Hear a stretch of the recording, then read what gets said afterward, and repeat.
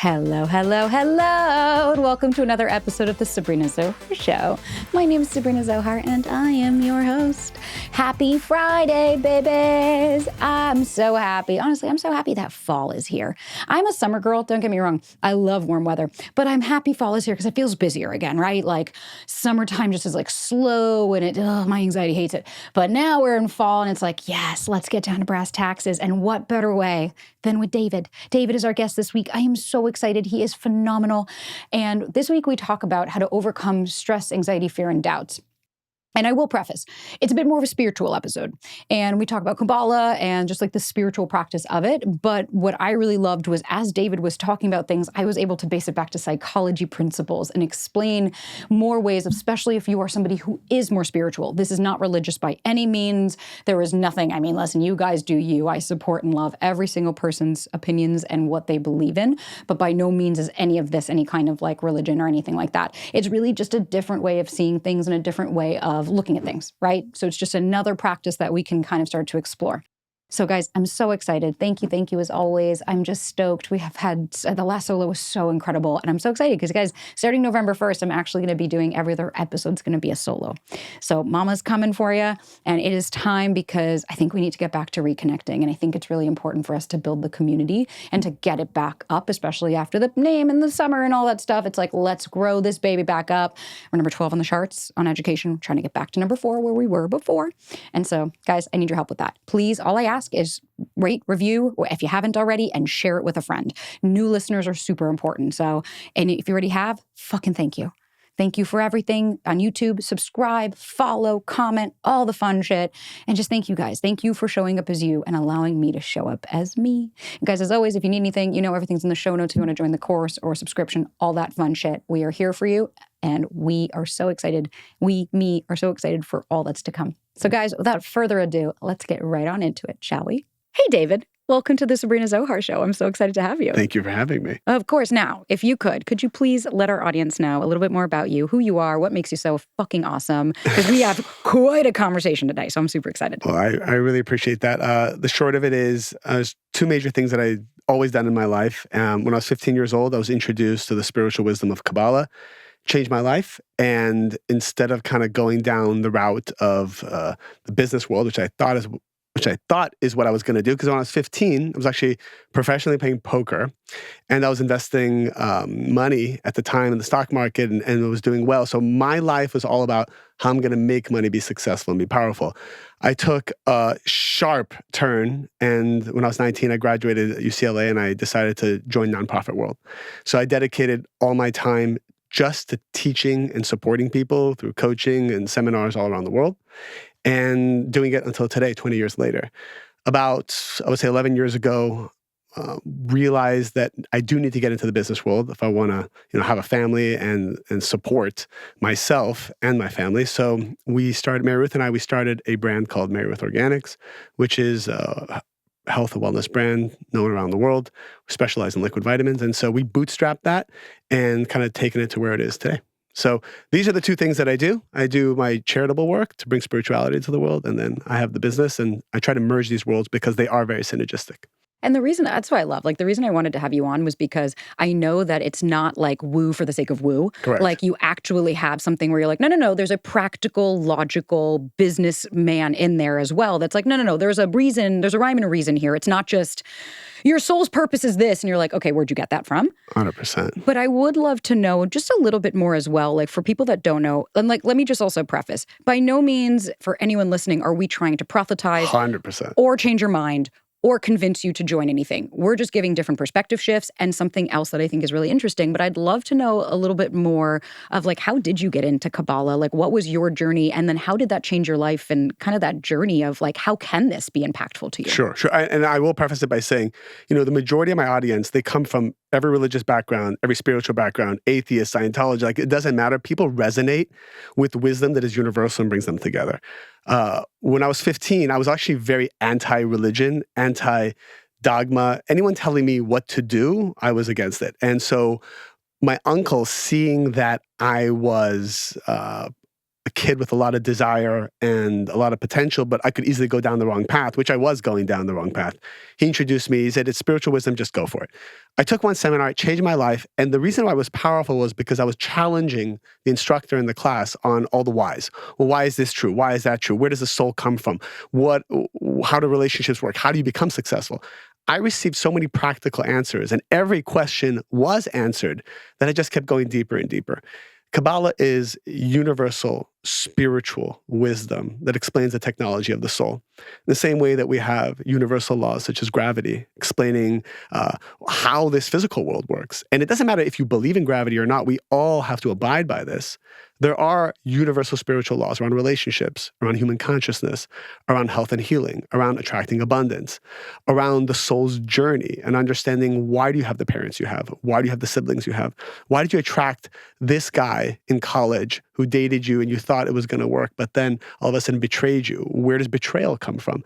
A lot of our world talks about the effect, what to do when the pain happens. Kabbalah addresses, well, why did it even come on a soul level to you? So that's where you really take full control over your life. I love that. Now, how is that implemented in real life? So like, let's me, right? Okay. So we'll throw this out there as if no one's heard this story, but like, okay, so I am riddled with fear.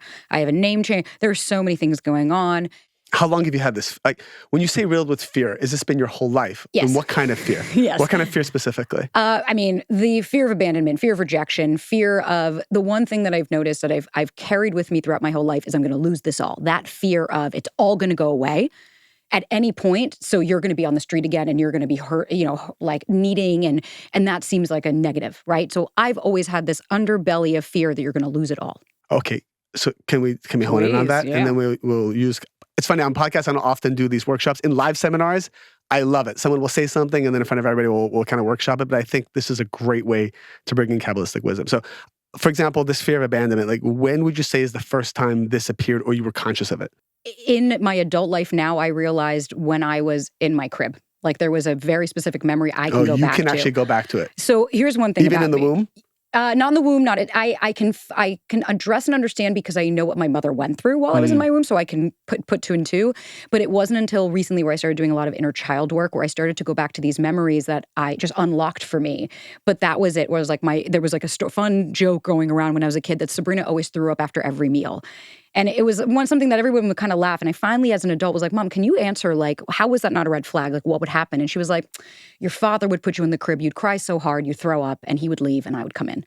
And so as a child, I knew my father wasn't going to be there. He wasn't object permanent. I didn't know if I could rely on him, and there was a fear. Why did he leave the room? Our emotions were too much for him. Narcissistic, emotionally unavailable. It was, they're crying, you go be the wife, take care of the kids. He didn't want to be part of it. He didn't want to have us. So to him, it was like, oh God, I have to deal with these kids. Your needs are so much. So the burden, that all. So that fear is very ingrained.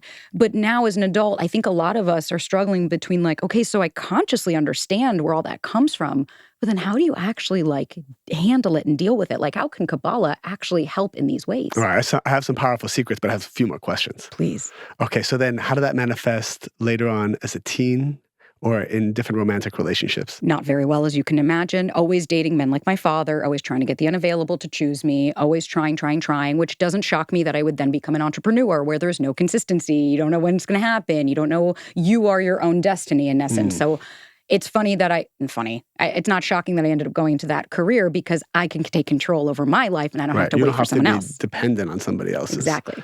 And then that's how you also protect yourself from being abandoned. Yeah. But then the fear of name change, for instance, like for anyone listening, you can apply this to your life of a breakup, right? Yep. An ending. Something that you thought was going to be consistent for you, something that you thought was going to be the thing, and it's not the thing. That's why it was so triggering for you, because when you first told me you're doing this from a branding point of view, which I love, and I can geek out on that all day, I thought it was one of those brilliant things you did. I mean, our brand is called Meru. It's after the name of a person. And it's one of the reasons why it becomes iconic. Because like there's a photo of a woman and there's a name and nobody can duplicate that. It's like the Paul Newman salad dressing, right? You're going to always remember that. So when you said that you're doing this, I just thought it was the most brilliant move. And you just kept saying, well, I don't know. And that's because it's a transition for you. Yeah.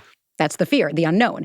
And so I think a lot of us, we struggle with that, right? Of like, but what's going to happen? Am I going to be okay? Correct. So you wait for the airplane to just fall from the sky because you're like, well, that's what I know. This episode is brought to you by ZocDoc. Honestly, sometimes I feel like searching for a doctor is actually like playing a game of bad Mad Libs. So you need a blank specialist who doesn't have a blank month wait for an appointment, who spends more than blank minutes in with you in the exam room, who can actually help you with this blank issue. It's like, it's actually maddening. Well, that's why we love ZocDoc, because they make it easy to fill in those blanks and help you find the right doctor for your specific needs. Guys, ZocDoc is a free app and website where you can search and compare high-quality in-network doctors, choose the right one for your needs, and click to instantly book an appointment. So we're talking about in-network appointments with more than 100,000 healthcare providers across every specialty. So whether that's mental health to dental health, eye care, and skincare, and so much more. Plus, ZocDoc appointments happen fast, typically within just 24 to 72 hours of booking. So you can even score same-day appointments. I kick the can on booking doctor's appointments. That is one of the things that I always have to remind myself of. And so I love that I could go on ZocDoc, look for my specialist, book a time immediately, and then go on with my day without having to go and find 600,000 providers and then sort through. So stop putting off those doctor's appointments and go to ZocDoc.com/Sabrina. Find and instantly book a top-rated doctor today. So again, that's ZocDoc.com/Sabrina. ZocDoc.com/Sabrina. Right. Very few people know that there's actually a destiny waiting for them that's always better when they surrender. So I'll talk about that then. And I'll also say, as people like kind of listen, I always like to engage the audience in a way that if you're talking about the fear of abandonment, it's probably because so many people listening, in fact, the majority, because this is the one thing that comes up in all of my seminars, is we have this fear. And as a result, we react to it through our whole life. And as a result, we don't often choose the optimal destiny. We always get to where we need to get to, but it happens through pain and suffering. So Kabbalah will explain. So fun. Yes. But at least we get there. So Kabbalah explains, I'll start from the beginning. There's really only two forces in this world. There's this force of a positive, universal energy of goodness and sharing. Some people call it God. Some people call it the universe. Some people call it the creator. Kabbalah, the language we use is the light of the creator, just keeping it very universal. And this positive force created the souls of humanity, which is the vessel to receive this light. And that's all there is. There is a force of sharing and a force of receiving called all the souls of humanity. We actually used to be one soul, but we came down to this physical world fragmented in order to play the game of life. This game essentially is we need to earn this energy. This energy manifests as our soulmate. This energy manifests as all kinds of fulfillment, as abundance, as health and healing, as general wellness. Any pleasure you want in life originates from this energy. If you feel darkness, it's because you're disconnected from this energy. If you feel fulfillment, it's because you're connected to this energy. When you are plugged in to the light of the creator, all the fulfillment that is meant for your soul will come to you. The reason why we don't just have it for free and we're not born with our soulmate, because if you think about it, why doesn't a person just come to this world and clearly know who's meant for them? If my soul knows what's good for me, well, why don't I just have a sixth sense every time I meet a woman or a man that is not good for me? Imagine like they had a bad smell. I would right away know, this person spiritually smells bad, so I'm not going to go on this date. Unfortunately, it's the opposite. That which is bad for us, we feel attracted to. And that which is good for us, we actually feel repulsed by. I was in Europe, and I was sitting with a bunch of people who study Kabbalah, and we were having a spiritual conversation. It was about 7, 8 women, and we're having lunch. And they all said, how do we find our soulmate? How do we? So I'm going to tangent. No, please, no, keep going. This is the number one question. From my people listening that you're like, oh yeah, when you're veering away, I'm like, rope them back in, right? Exactly. I see all of you. Yes. How it's true. How do you meet your fucking soulmate? So they're in their late 20s, maybe early 30s, and they're like, yeah, it's so hard. And it's funny. Every city I go to, people are like, it's so hard to date in LA. It's so hard to date in New York. Everyone just says it's hard where they're at. So I said, I listened to them a little bit. And these are all kind of like successful women. They're very independent, very entrepreneurial. I said, you guys all like him the same way. Tall, dark, and unavailable. That's the funny thing, because as soon as a man is healthy and available, it indicates a level of commitment rising to the occasion, because you vibrationally have to be on that level of what's called soulmate. People rather kind of have the cellmate energy, knowing that they have a little more freedom. They don't have to commit to this one person for the next 80 years of their life. They don't have to give up. These are all limited beliefs. The belief that I'll have to give up my career, I'll have to give up my body, my hormones will go out of whack. I was talking to a woman recently, and she's so afraid to have a child because she's on antidepressants. And, well, what's going to happen? I've finally been balanced in my life. Do I go on it? Do I go off it? How do I breastfeed? Like, these are all subconscious, subconscious fears and limited beliefs people have, which end up pushing away. And men can feel it. A man can feel if you're really looking for commitment or you're just looking for acknowledgement or approval or a good time. So you can say whatever you want to say externally to your friends. People say to me all the time, I want this, I want that. Mm-hmm. I always tell them, if you really wanted something and it's already been a year since you don't have it, it means that subconsciously you have a competing desire you're not aware of. I'm not gonna lie, it's a hot take that I agree with. Because I used to go around being like, I've been single for like 5 years and why can't I find anyone? And it's like, it's not that I couldn't find somebody. The only reason I found my partner was because how I showed up. How I showed up was like, I'm very ready for what I say I'm ready, and I'm showing you that with my action, my words, because I surrendered. I had lost everything right before I met him, so I was like, what else do I have to lose? Might as well just So the fear was almost gone because you already lost. Exactly. So I can totally understand that, and that's what I've been really, like, we try to work with everyone that's listening of trying to understand how to, it's not about shaming or blaming ourselves of like, oh, I'm too much, and everyone can feel all this energy, but it's like, how can we take control so that we can show up in control and authentically, so I can build a real relationship with somebody and not be worried about you choosing me. It's not about, oh, yeah, they chose me, now I'm good. It's like, but do I also choose you? And I would love to know how that comes into... Well, and here's the thing. If I was talking to you and you told me it's hard for me to manifest a relationship, the first thing I'm going to realize just from your energy, but also I would ask you in other parts of your life, and I'm also asking the audience, if you're a powerful manifestor in another part of your life, it means you have this ability to manifest. So the fact that a relationship is not manifesting is because it is a choice of yours not to manifest it. If you're able to be successful or charismatic or have great friend groups, or you're able to have like a health routine that you're so consistent and disciplined by, you push through that darkness, you push through the uncertainty, you push through the doubts, you're willing to be vulnerable with a coach or vulnerable with a trainer who's telling you what to do. You have that same ability to be in a relationship. There's just a choice not to. Now, let me make it spiritual. I'll go back to what I was saying about the purpose of life. The reason we don't come into this world with all this fulfillment is because if it was given to us for free, we would not appreciate it or enjoy it. We would be the effect of it, and we would have this shame. There's nothing worse in this world than being given something that I didn't work for, that I didn't feel came from me. It shuts down my godly gene of being a creator.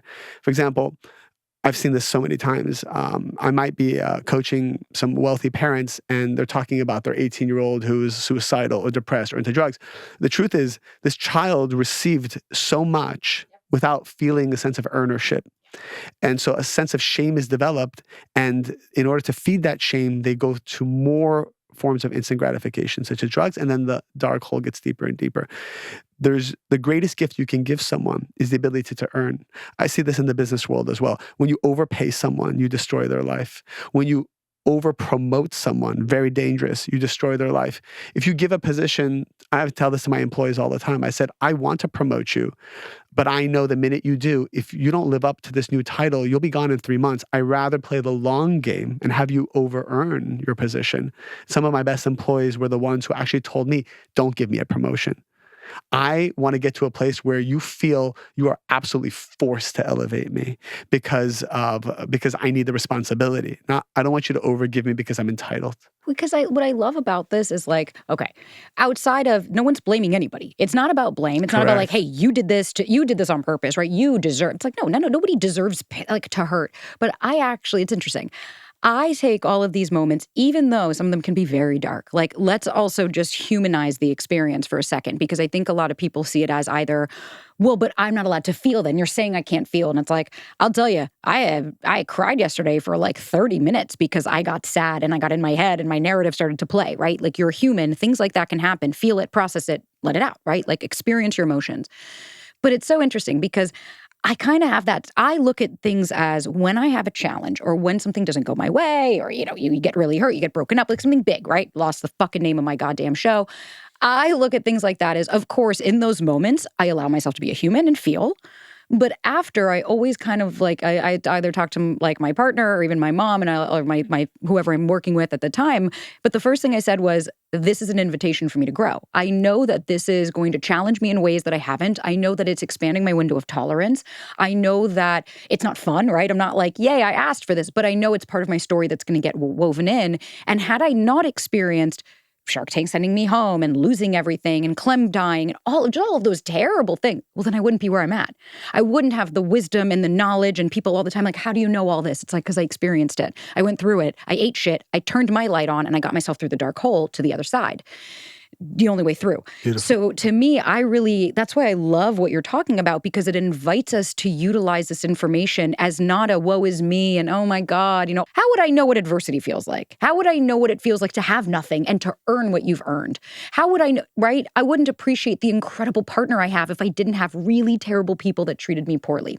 And so what I love about this is it's an empowerment, I feel, in the way that you're describing, at least how we could utilize 100%. Kabbalah to show us is we're not like victim woe is me. We can empower ourselves and be like, okay, let's do it. This episode is brought to you by Indeed. Oh my God. One of the things I love about Indeed is that it makes hiring all in one place so easy. We have been on the hunt for a growth strategy marketer person. It has been one of those things that we have spent hours and hours, and we've posted to different websites and we've had so many issues and we could never find anybody. And that's when we found Indeed. So you could ditch the busy work and use Indeed for scheduling, screening, and messaging so you can connect with candidates faster. And Indeed doesn't just help you hire faster. 93% of employers agree Indeed delivers the highest quality matches compared to other job sites, according to a recent Indeed survey. And now, the best part about this is Indeed listeners of this show will get a $75 sponsored job credit to get your jobs more visibility at Indeed.com/Sabrina. Yep, that is correct, listeners.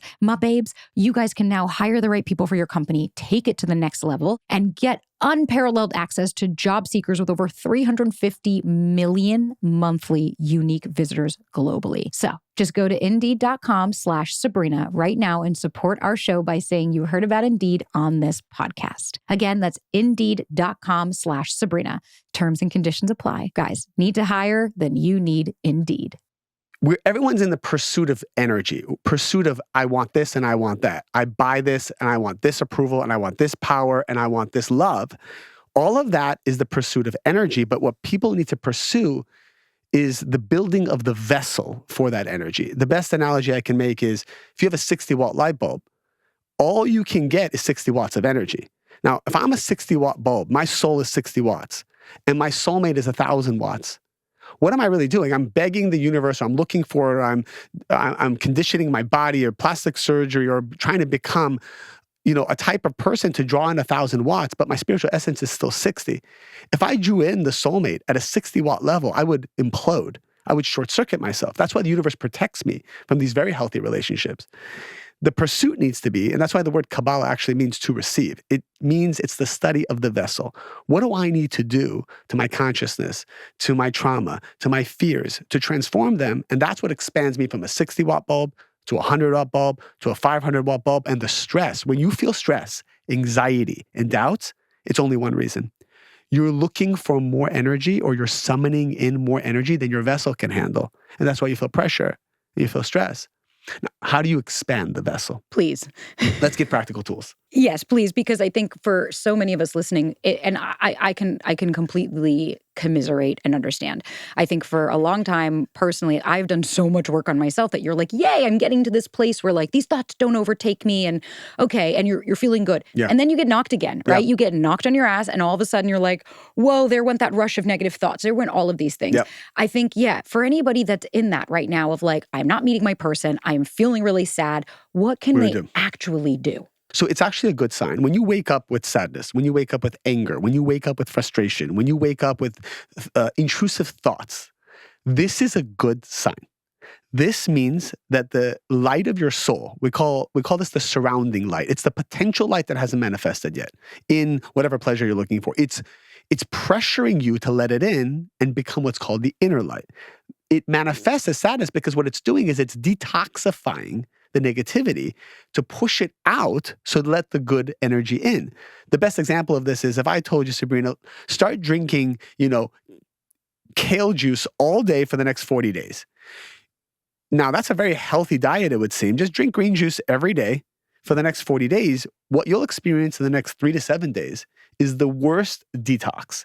You'll have a headache, your skin will break out, you won't be able to sleep well, but you're putting something so good in your body as opposed to maybe fried foods and all the stuff that's not good for you.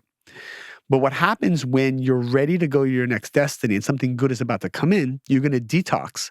And I know this, like in my business, if I all of a sudden have chaos or the things that are going wrong and I start to feel nervous, or in relationships, I start to feel anxiety and stress, I know that some great energy is trying to summon itself in and it's trying to detox me of these negative emotions and feelings.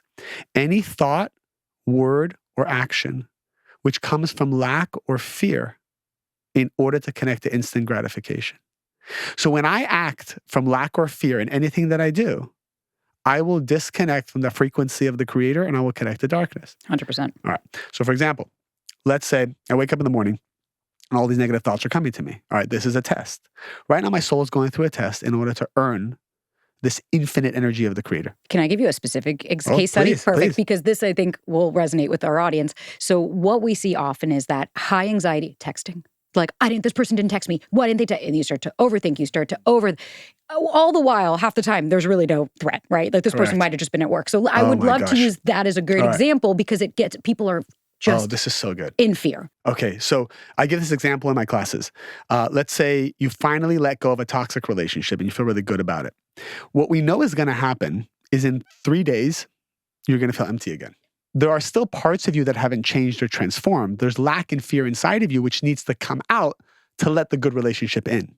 So after you feel off your high and mighty, like I finally let this relationship go, I blocked the person, whatever, then 3 days later, you're going to feel empty. This is the test.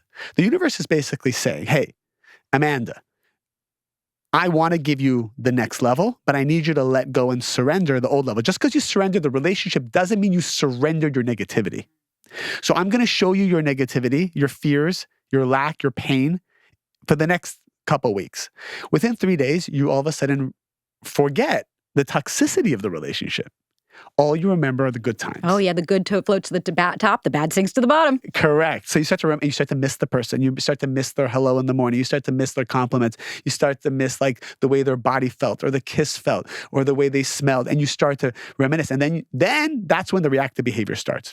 You start to go on social media. You start to look. Every click of the mouse, every tap on the phone that is coming from lack or fear to see what he is doing or she is doing is disconnecting you from the creator and is shrinking your vessel from a 60-watt bulb to a 55-watt bulb to a 40-watt bulb. And what it's doing essentially is pushing your wedding date of your soulmate out. Then you finally go all the way and you start to rationalize, well, I want to be a good person. I got to reach out. Then you type in his name and you write one word. This one word is what is delaying your connection to your soulmate, to abundance, to health and healing. This is just one word. And that one word is hi. Yeah, I was going to say hi. Just hi. That hi is so reactive. And I've heard it all. People say, well, I don't want to be an asshole. I want to be giving and I just want to make sure they're okay. No, you're just trying to feed your lack. This episode is brought to you by NoCD. All right, picture this. You're scrolling through Instagram, seeing post after post of happy couples, and suddenly you're comparing them to your own relationship. It's something we've all probably done before, right? But what if it feels like the questions, doubts, and comparisons are on your mind 24/7? What if you're constantly worried about being in the right relationship, falling out of love, or being cheated on? What if it feels like more than simply overthinking because it's completely debilitating and it's causing you intense distress? And no matter how many times you ask for reassurance, analyze everything your partner does, and check for signs that you're in the right relationship, the same stressful thoughts keep popping up. Well, then you might be dealing with relationship OCD or ROCD. It's a type of OCD that's often ignored or overlooked because it's not what most people think of when they think of OCD. But the truth is, OCD can latch onto anything we care about, and that includes our relationships. So whatever our OCD affects, it's serious. But the good news is that it's also highly treatable. Our OCD needs specialized therapy though, because other forms of therapy won't work, even ones like talk therapy. So that's where NoCD comes in. NoCD is a virtual therapy provider for OCD that makes getting specialized therapy easier than ever. They have licensed therapists trained in exposure and response prevention, or ERP therapy. And that's the most proven OCD treatment. And that can help you take the power away from OCD and feel more secure in your relationships in live face-to-face video therapy sessions. NoCD accepts many major insurance plans and offers always on support between sessions. To learn more about therapy with NoCD, go to nocd.com and schedule a free 15-minute call with their team. That's NOCD.com to learn more and book a free 15-minute call. It's my friend she's neuropsychotherapist, Britt Frank, and she was like, in the addiction world, we call that the gripping at straws. The like, no, I just need one more. Right. And what I love that you're describing, because it's like, okay, if people are listening to this being like, oh, well, this is, it's like, no. What you're also describing can be actually shown with like dopamine, right? Like our brain and our receptors. Scientifically, we can see it. Exactly. And then on top of it, what you're describing so beautifully is self-abandonment. We completely self-abandon our wants, needs, and desires. And then you go towards it. And of course, you're going to feel disconnected because you don't even know what's happening internally in your vessel, let alone you're trying to figure out this other person, which just completely removes you from feeling the pain. That's right. And that was one thing, like when Clem passed away and I like broke up with this guy, I allowed myself to feel. And I was like, you have to just watch it burn. And if that meant I was not, like, I just kind of was coasting for a week, because grief is a weird thing and how it manifests in us is strange as fuck. This is the most powerful thing you've said. And it is to pause and to feel, not to go into depression, but to feel with certainty. To fully feel with certainty and to know that that's expanding you, not shrinking you. No, and to me, there is no way on God's green earth I would be where I'm at now if I didn't go through that. I wouldn't. I wasn't pushed to that level. And sometimes, like you have said so many times, when we surrender, it's hard in the moment. And I am not going to try to bullshit anybody listening to be like, oh, come on, hindsight's 2020. Did you really surrender then? It's like, maybe not 100, right? Maybe there was 1% of me holding on going, but why did you have to take Clem? Why did you have to do this? But then when I finally was like, you know what? You got to accept it, right? Like, what am I going to fight this? Like, I can't go back and bring him back. I can't go under the earth and like put him back together. There was this really small moment of, you know what? Let's see what else comes, right? Like, I know that there's better for me. This can't be why I'm here just to suffer every day. And with that came still suffering, right? Like, you're still having sadness. You're still having emotions. I think that, again, the common misconception is if you're just going to surrender and like just never feel sadness. But what I see it as is we're expanding our window of tolerance, and we're expanding by doing this, by being able to sit in discomfort, by allowing yourself to be like, hey, okay, I might want to text this person right now. But I also know that future me is going to probably regret this or whatever. This is not for my higher good. This isn't actually serving me. Then I can sit there and be like, cool, I'm making a choice. You are a case study. And I share this because as the audience is hearing it, like, you are a case study, because I remember you messaged me. This is before you had a platform. 2020. This is before we even had a platform. When my manager told me, oh, you should go on this podcast, and I'm like, well, who's this person? And I looked you up, and I saw you had messaged me 4 years ago. So this is before you had a show. Yeah, before any of this. And without getting into the details, obviously you can share, but obviously you were going through a very difficult time. And I don't even know how you found me, but it just happened. I still don't know how you found me. My mom loves your stuff. My mom really? and my best friend Paige, I send me your videos still to this day. And I'm like, I know, he's great. Like, oh, wow. So that's how you reached out. Okay, yeah. So you reached out, and then I saw today who you are and the fact you're impacting millions of lives. And now I didn't know what you went through 4 years ago, but for me, it immediately connected. And this is what I want your audience to know, which is, here's a woman who had no connection to the world. She wasn't empowering or influencing the millions of lives she is today. She went through something dark, horrible, painful, whatever it was. You came out of it. But the reason why the universe squeezed you so much was because you had to become a vessel for millions of people. You had to affect, because I see your content, I see the way people engage with it, and I see just how much people are empowered by it. That can only happen if you go through something. And it's a total illusion, by the way. It's real when it feels real when it's happening, but every painful situation comes to an end. Every single bit of pain you're going through has an expiration date. Your free will is actually to speed it up and have fun with it, or to let it ride out for its full time. But just know that if you're single, if you're going through a health condition, if you have anxiety, if you can't make ends meet, there is a day that this will expire because the creator is trying to give you everything. And your free will is, are you going to experience every day with joy, happiness, even if you have to fake it? Are you going to ask the right questions, such as, why is my soul going through this so that I can transform? Are you going to take back full responsibility and not blame anybody else? Because if you're blaming even one person, you're slowing down the process. And then you'll speed it up. So something that should have taken a year of being broke will take one day. I remember before we built the brand, and I got married at the time, we had both had no money. And it was 2 years of literally, like, I used to bring water home from my work because we couldn't afford clean water. That's how bad it was. Debt, we didn't pay rent for 6 months. It was just painful, painful, painful. And Mary Ruth is doing like health and wellness. I'm doing nonprofit work. Like I'm not making any money. And like it was bad. It was really, really bad. Bad. And I'm like, wait a minute, I'm helping millions of people. I'm changing their lives. I'm giving my time for charity. And I had this like victim moment where I said, how is the universe not rewarding me for helping so many people? And I remember I was in New York City. I was walking down the street and I realized, wait, this is the test. I don't know what my future is supposed to be like. I know I'm supposed to make an impact, but I'm actually being tested. And if I feel like a victim right now, I'm failing the test. So I shifted my mind. I said, I'm going to now be happy as if everything that I've ever wanted is being achieved. Yes, at any moment I could come home and the landlord could change the locks. That's a reality. But I'm going to be so happy as if I own everything. And I started to look at the buildings in New York and I said, I own all these buildings. I said, all shift. And I said, that was the week we came home. I came home and Mary was like, we should create a product. Oh, I said we should create a product. She's like, well, I want to create a liquid vitamin. And then that was the week we started Mary Ruth Organics. And today it's the leading liquid vitamin brand in the nation. But that was that moment. If I had not shifted my consciousness and shifted to a new reality, a new destiny, or expanded my vessel, that light always wanted to come in. That energy always wanted to come in. It might have came in years later. I may have had to actually be kicked out of my apartment and go through pain like you, where you say, hey, look, what else do I got to lose? I might as well be positive. Yeah. But I want everybody to know, like, you don't have to suffer to succeed. You don't have to lose everything to succeed. You just need to make a choice. And you have the power to make this choice at any moment that you want to be like the creator, despite the darkness. In fact, because of the darkness, it's the most powerful. When it's hardest for you, I'll tell you this one last thing. Well, not one last thing, but one thing. The great Kabbalists used to always say the greatest moment in their lives, and if you can get to the point where the greatest moment of your life is this, you've made it.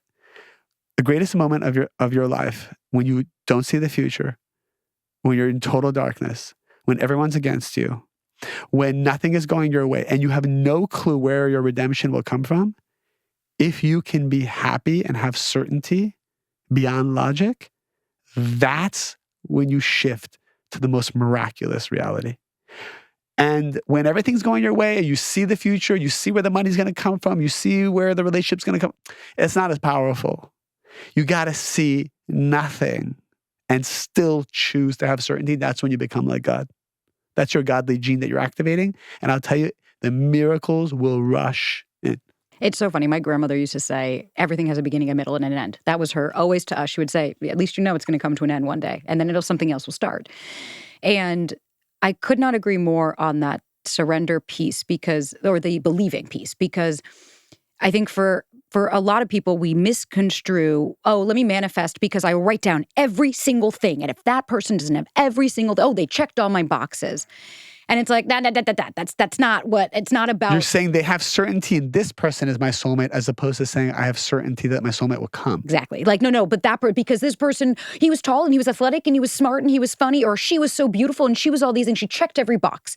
But then I hear and I'm like, go on. What were the boxes that they checked? Then they're the boxes they didn't check are like, they cared about you, right? Like basic human aspects. And so what I had to do, I remember, because there was years, I'm not kidding, where I was standing in my own way. Like you said, I was pushing away what I believed could come, because I genuinely I would used to tell my mom, like, no, I'm not going to meet, I'll never meet them. They're never going to be for me. I'm never going to find anybody. And I'll never forget my mom. Was that just a defense mechanism? Complete defense mechanism. I was terrified. And I remember my mom saying, Sabrina, I was 30 at the time. She said, if I told you at 32, you were going to meet your partner right now. How old are you now? I'm 34. So she told me, if at 32, you're going to meet your partner. If I told you I had my crystal ball right now, that 32, that's it, you're going to meet him. How would the next 2 years for you go? And I was like, I'd so much peace of mind. I'd be so relaxed. And she goes, okay, so then why don't you start implementing that? And sure enough, I met my fucking partner at 32 because I put it in my head. I know I will meet this person. And I got granular on how I wanted to feel with this person. I want to feel seen, heard, and understood. I want to feel safe with this person. I want to feel supported by this person, because I knew, and I started to feel like, what would it feel like to feel supported? Oh, wow, I could express myself and they listen. Right? I didn't know. You haven't met my father. That's not the life for the childhood. And you're I a had. strong personality. I'm a big personality. I'm a fickle bitch, and I know I'm not for everybody. I have to meet your partner one day and see what... He's outside. Oh, that was him? That was him. Oh my gosh. Okay. Yeah. Very I know. He's very reserved. Like at first that's why it took us a minute to break through, because he's very kind of just like, hey, just in his head. But he can hold space for your energy. Oh my God. He holds space. I saw that. He holds space for your energy. So beautifully. He's just watching you, admiring you got a lot of, you're a hot wire, you're a live wire, and he's admiring it. This episode is brought to you by Lumi Deodorant. Oh, babes, if you're like me and you stink when you get anxious or nervous, or you just have some BO that you want to work on, then listen up. I struggled for a long time. When I first met Tech Guy, I had such high anxiety, and I was taking the supplement that just made me stink, truth be told. And it was really embarrassing. And none of the products were working. Nothing that I was doing was working. It almost felt maddening. And I was starting to feel really, really hopeless because it felt like there was nothing. And then I found Lumi. And so I used the Lumi body wash. It's 24-hour odor control. It removes odor better than soap, and it leaves you fresher than soap. It's visibly even skin tone, reduces the appearance of hyperpigmentation, and it reduces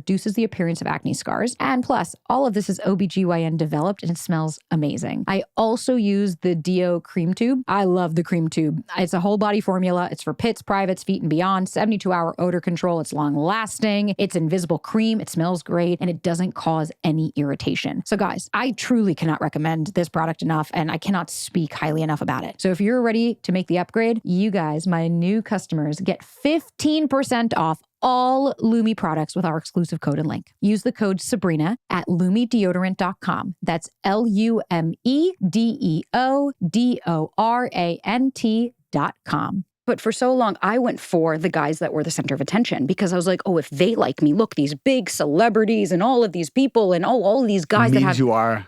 Right? It gives me worth, right? Oh, they liked me. They chose me. I'm special. But not being fulfilled by any means.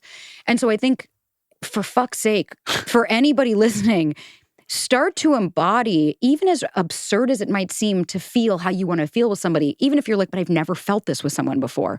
Great. Start feeling it, because that more energy, because then guess what happens? You start to meet the fuckboy, and they're sitting across from you giving you all these sweet nothings, and you're like, nah, I'm good. I know I can see right through this. I'm very clear on what it is that I'm waiting to feel and have with this person. Now, again, that has to be used responsibly, because it's not about the spark and the butterflies. I was actually curious, you might not have an answer. Does Kabbalah have any thoughts? Because I'm not a big fan of the spark and the butterflies and all these crazy feelings, because it's fleeting, right? Yeah. And I hear it every day, like, I didn't feel the spark with this person, so I don't want to go out with them again. And you're like, God damn it, they were amazing and they were everything you wanted. Yeah. Does Kabbalah speak to that as far as when you're partner searching? For 20 years, I've kind of like heard everything that you could possibly hear about relationships and the dating scene. And one of the things I tell people is, every single person who comes into your life that you feel a connection with on some level, even if you go on a date, and they are a fragment of your soulmate. And people are looking for the soulmate. Put that nonsense out of your head. Right now, every relationship that is coming to you is there to expand your essence, to prepare you for great fulfillment. And the question isn't, I felt a spark or I didn't feel a spark. Someone recently told me, I went on a date, I felt connected to the person, but I didn't feel the chemistry or the spark. I would say, hey, you don't want to end this process and then have to repeat it later. Why don't you ask the universe? And you can literally use prayer as prayer is the most powerful technology. And prayer is just really in your own language, in your own way, just ask, because it's a frequency that draws an answer. And say, hey, what is the right thing for my soul? Should I go on a couple more dates? Everyone's kind of like, well, no, I'm not going to marry this person, so what's the point? Or no, this is not long-term, so what's the point? That's not it. You may need to learn a lesson that you can only learn on the third date. And so you need to be very open and surrender to the frequency of the universe about what you should do. And if you feel after surrendering that you should go on another date, then you should, because you're going to learn a powerful secret that you need for the real relationship. So now, the rebuttal that we'll get from that, because I agree with you, but like the rebuttal we get back is like, but I'm scared, I don't want to get hurt, and I'm scared to open up, and it's fear. Exactly. So my point will be, exactly, I want this for myself, and I want for our audience, your audience, to be like, hey, let's shift the goal. The goal is no longer, how do I find him? The goal is, how do I find myself? And so where are you hidden? You are hidden behind your fears.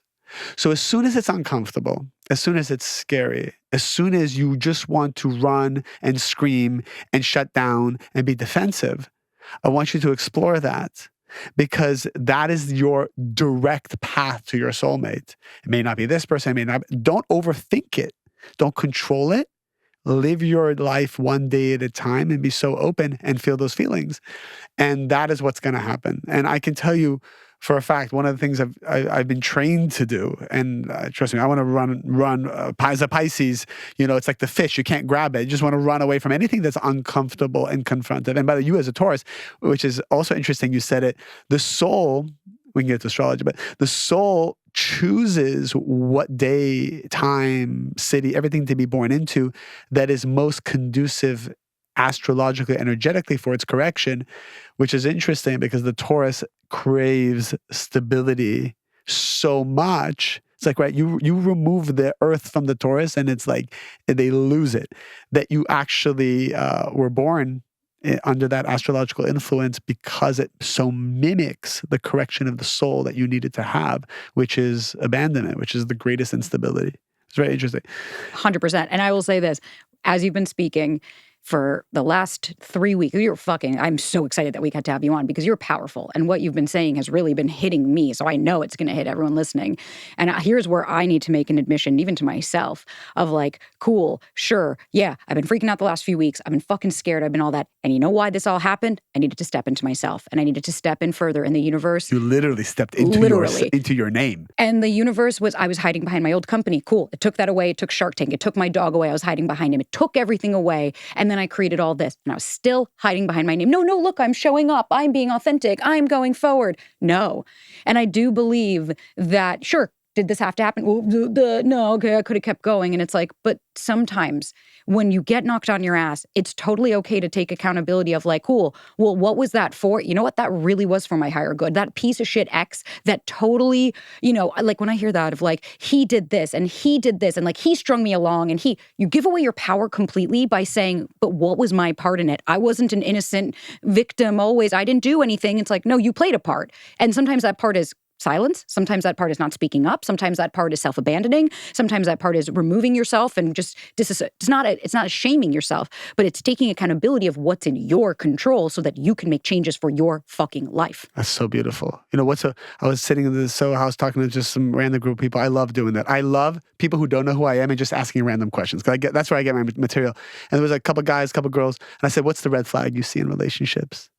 And then everybody shared something, and then I shared. I said, a red flag for me is when you speak evil speech about people in your life or people in your past, because it indicates that you are the effect of your life. And I'll tell you, if you're dating, one of the things that you should really be conscious of is find the good in all the people who hurt you, and even your exes, and speak well of them. And your date or your potential future partner will admire that. Because if I hear someone speaking bad and speaking evil speech, negatively, yeah, then I also know that you're going to be doing that to me at some point. I also know that you don't really believe in the creator. You don't really believe in your soul. You don't really believe in your power. Like, you're giving your power away. So you'll only attract people who also give their power away, and then you'll complain about that too. So really be hyper conscious, because Kabbalah says that every word we say creates like an angel, creates a force, creates an energy intelligence. So, and we do more words than anything else. If I do one negative action, fine, that's one negative energy. But if I say 1,000 negative words because I'm complaining or I'm gossiping, I'm creating 1,000 negative forces. And so much chaos in our lives. I mean, we could jam on this forever. Like, there's so many concepts that are coming to my brain right now, because I think the audience, even though they haven't heard it yet, like the future audience is like, they're thinking so many things and they're pulling this down because time is an illusion anyway. So it collapses and everything is one. But the evil speech is also something that is blocking people from sustenance. We're going to have you for a part 2. After this conversation, sure. I was like, we have so many other places. We've only talked about one thing. Exactly. It's crazy, right? But it's so powerfully as well, because like it's so funny. Whenever I talk about my ex, the first thing I'll say was, "Oh, it was the best thing that ever happened to me." People were like, "What?" And I'm like, they were like, "You almost like lost yourself." And I'm like, "Yeah, thank God," because I needed to learn that lesson. Yeah. I needed him in my life. This was, to me, it wasn't a negative. Sure, he might have been a narcissist, and I was really unhealthy. We were the perfect match, right? It was reaffirming that I needed to move past my father and I married my father. It was the same person. It was like, it was Freudian. But I do believe that if we can at the very least hold space for it's not happening to me, it's happening for me. Like all of these things, all of these bad dates, all of this, all of that, all that. And I get it. I totally understand that your body, you might feel burned out and like, it's okay to take a break, right? Like you don't have to constantly keep dating and keep putting yourself out there. But I do believe that the way we talk, we'll be going into that next time of like the way we talk to ourselves and how important it is. But if we can at the very least. Talk about guilt and shame and holding on to that. Geez, fuck. All right, great. Part 2 is already organized. But like even just something as simple as like something that I've been working with my clients a lot is like, okay, when you're going through something, even something as simple as, well, given everything I've experienced growing up, it doesn't surprise me. This isn't a shock that this would be my response. Or this wouldn't be surprising, that's how I feel. How validating of like, oh, wow, yeah, I guess I'm not being dramatic, I'm not being crazy. Like, wow, yeah, given everything I've been through, this seems like a very normal emotional response, right? I'm allowed to be upset. I can be all of those things. Even just that is such a great place to start because I know me. I'll get in my head like, you're a fucking idiot. And you start to attack, you start to put down. That's magnified by 1,000 because then what happens? I walk in, my shoulders are slumped, my head is down, my heart is hurting. You can hear it in my voice. It's not just that it's up here. It's impacting now every meeting, every decision, every interaction because you could literally bump into somebody that could be someone that you should be meeting. But because you're just not there and you're not present, you're not open because you're in here, missing out on life. You are so correct. I can't even tell you how many times I know this for myself when I'm on that right vibration of certainty, of joy, of taking responsibility, the amount of amazing people I meet, the amount of miracles that happen in one day, it's almost suffocating.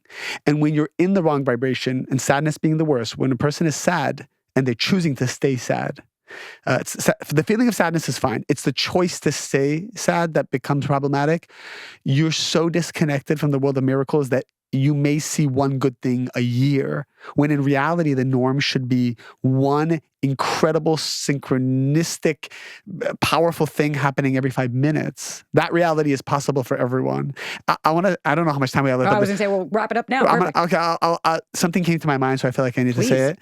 When you're on your way to a date, I don't know why this came to my mind, but always as you're driving to the date or you're in the Uber or you're getting there, when you get very excited about something, because an addiction specialist once told me this, he said that the addiction of gambling, for example, isn't being in the casino and playing craps. It's the drive to Vegas that's so addictive. That anticipation. It's the anticipation. And what happens during the anticipation is we lose ourselves. We start to fantasize, we start to become the effect. And whenever you enter something as the effect, that's how you'll end up. Whatever the seed is what the fruit will be. On your way to the date, your consciousness needs to be that, and you can do this again through prayers. That's what I do. If I'm driving, I'll say to a business meeting or whatever, I'll say, I want to show up as a light, as a giver. I want to experience whatever's meant for my soul. I don't want to react. I don't want to be the effect. And as soon as I feel there's an energy controlling me, I want to let it go. That's the big thing.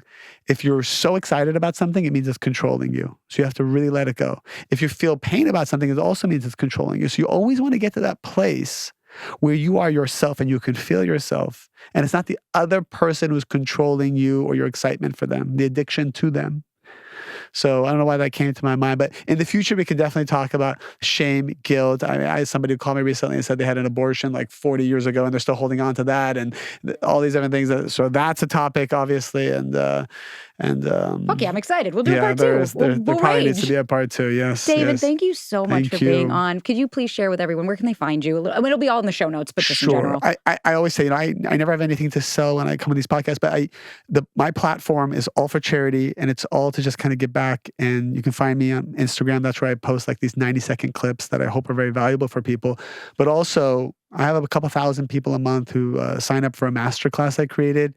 They can pay whatever they want for it. All goes to charity. And it's called Kabbalah1.com, KABBALAHONE.com. And if you take that, literally, it's going to explain all the secrets to life, why your soul is here, how to handle challenges, how to handle stress, how to handle fear. And it'll give you step-by-step tools and practical ways that you can change and be the best version of yourself. So, fuck yeah, I love it. Well, until next time, till part 2. Thank you so much for having me. Thank you for being on.